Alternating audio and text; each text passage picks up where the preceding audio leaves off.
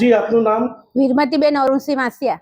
શું ઘટના બની હતી કાલે? કાલે બપોરે અમે સુતેલા હતા, દોડના ગાડાનામાં એક ભાઈ આવ્યો ને એણે બારણું ખખડાવ્યું ને એમ કહે છે કોઈ હે, એટલે મેં અંદર બહાર નીકળીને જોઈને તે એમ કે विवेक है, तो मैंने बोला कि नहीं है, तो उसने बोला कि कुरियर है, तो मैं कीधु दे दो, तो उसने बोला कि वो तुम्हारी उसकी वाइफ है, तो मैंने बोला हाँ है, फिर बोला उसके पिताजी है, मैंने बोला हाँ है, तो उसने बोला कि आप उसकी माताजी है, मैंने कहा हाँ, फिर बोला उसकी वाइफ है, मेरे को क्या बुलाऊं, मैं इसने बोला कि कुरियर है तो दे दो ना, तो उसने गन निकाली, फिर मैंने को बोला कि चिल्लाना मत, ये तो गोली चला दूंगा। पहला तो मैं बहुत घबराई गई કે આ તો મને ગોળી મારી જ દેવાનો, પછી મને ભગવાને હું શક્તિ આપી, એટલે પછી મેં એને ઉપર ગુસ્સો કર્યો કે ખબરદાર જો મારા ઘરમાં આવ્યો તો તારા ટાટિયા ભાંગી નાખીશ, હું તને તારે મારી પાસે હો બંદૂક છે, હું તને ગોળી મારી દઈશ, મેં એમ કીધું। એટલે એ પછી છે ને કે ચિલ્લાના મત, નહીં તો ગોળી ચલા દૂંગા, ગોલી છે। મેં બહુ ડર ગઈ, મેરે હસબન્ડ को मैंने बुलाया, હસબન્ડ ને બૂમ પાડી કે ઉઠો ઉઠો, કોઈ આપણા ઘરમાં ભરાઈ ગયું। એટલે એ બહાર આવ્યા ને પછી કે શું છે, એટલે એમની હાથે ઝપાઝપી કરીને એને પૈસાની માંગણી કરી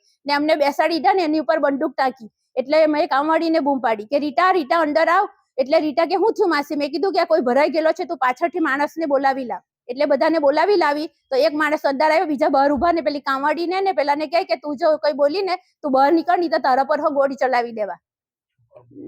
ને મારા પછી મેં રૂમમાં જલ્દી જતી રહી ને મારા છોકરાને ફોન કર્યો કે આપણા ઘરમાં કોઈ બંદૂક નાખેલી છે તારા પપ્પા પર, ને તું ફોન કર કોઈને ને ઘરે મોકલ। એટલે એમ કે મમ્મી તું બહાર બારીમાંથી બૂમ પાડ તો કોઈ બધા ભેગા થાય।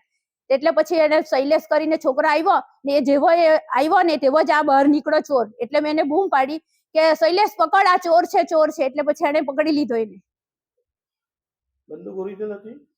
ના, પછી ખબર પડી, પહેલા તો નહીં ખબર હતી કે એની ઓરિજિનલ છે કે નકલી છે। તો જયારે પકડાયો ને એના કોથળીમાંથી બંદૂક કાઢીને એને આખું માસ્ક પહેરેલું હતું, એનો ચહેરો દેખાતો જ નહીં હતો, આખું ચશ્મા ને માસ્ક પહેરેલો હતો, ટોપી પહેરેલી।